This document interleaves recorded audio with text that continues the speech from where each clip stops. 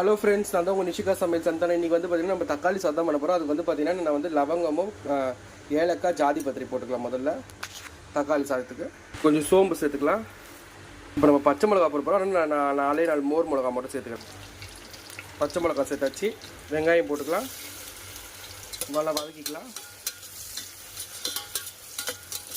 இப்போ தக்காளி சேர்த்துக்கலாம், நல்லா கலந்து விட்டுக்கலாம்.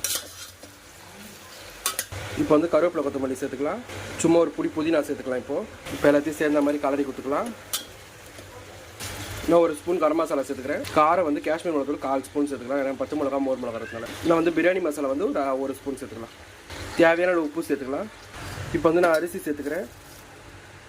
இப்போ வந்து நான் அரிசி போட்டு தண்ணி ஊற்றிக்கிட்டேன். இப்போ 3 விசில் உள்ள உப்பு செக் பண்ணியாச்சு. 3 விசில் விட்டு பார்க்கலாம். இப்போ பாருங்கள், குக்கர் விசில் இறங்கிடுச்சு. இப்போ ஓப்பன் பண்ணி பார்க்கலாம். பாருங்கள், சுட சுட தக்காளி சாதம் ரெடி ஆகிடுச்சு ஃப்ரெண்ட்ஸ்.